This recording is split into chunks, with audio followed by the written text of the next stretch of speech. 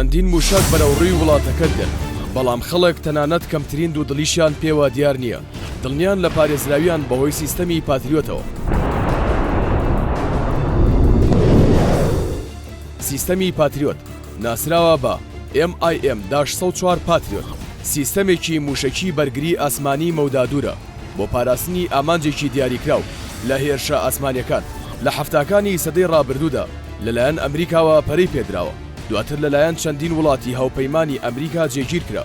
سوپای ئەمریکا ئەم سیستەمەی ناوناوە پاتریۆت کە لە وشەی لاتینی پاتریۆتاوە وەرگیراوە بە واتای نیشتیمان پەروەر بۆ جەختکردنەوە لە ئامانجی سیستەمەکە کە پاراستنی نیشتیمان و هێزە سەربازیەکان و دانیشتوانی مەدەنیە لە هەڕەشەی ئاسمانی.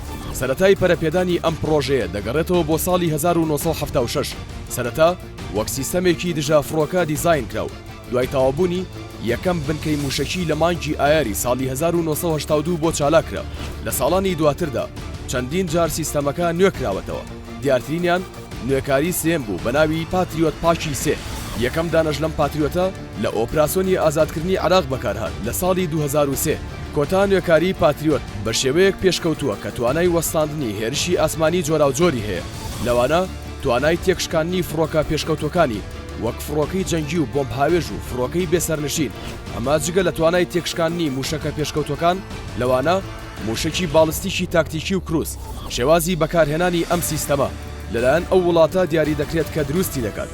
پاتریۆت توانای لە ناوبرنی ئامانجەکانی هەیە لە مەودا زۆر دوورەکانەوە، تێکشکاندنی هەر ئامانجێک تەنها چەند چرکەیەکی پێویستە، بۆیە لە کاتی هێرشە لە ناکاوەکاندا پشتی پێدەبەسترێت.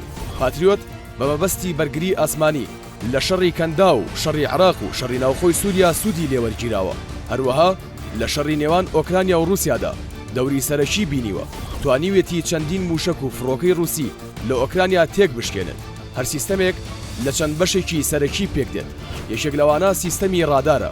پاتریۆت ڕاداری پێشکەوتوو لە خۆ دەگرێت بۆ دەستنیشانکردنی ئاراستەی هێرشە ئاسمانیەکان، ناوەندی بەڕێوەبردن و کۆنتڕۆڵ.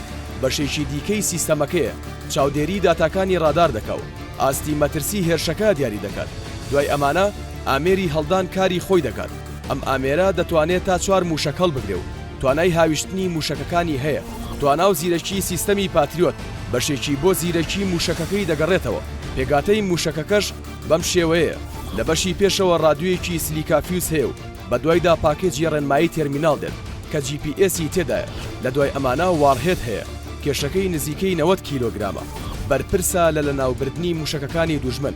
بەشی دواتر پێی دەوترێت یەکەی تەقەکردن. ئەم یەکەیە پاڵنەرە و نزیکەی لە 140 موشەکەکە داگیر دەکات.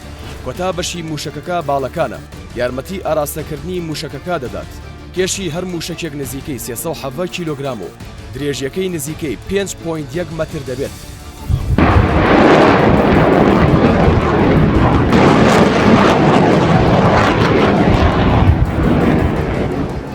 بەڕەچاوکردنی هەموو ئەو توانایی پاتریۆت تێچوویەکی خەیاڵی هەیە. تێچووی یەک سیستەم بە 1 ملیار دۆلاری ئەمریکی مەزندە دەکرێت. هەر موشکێکیش کە بەکاری دەهێنێت 4 ملیۆن دۆلاری پێویستە.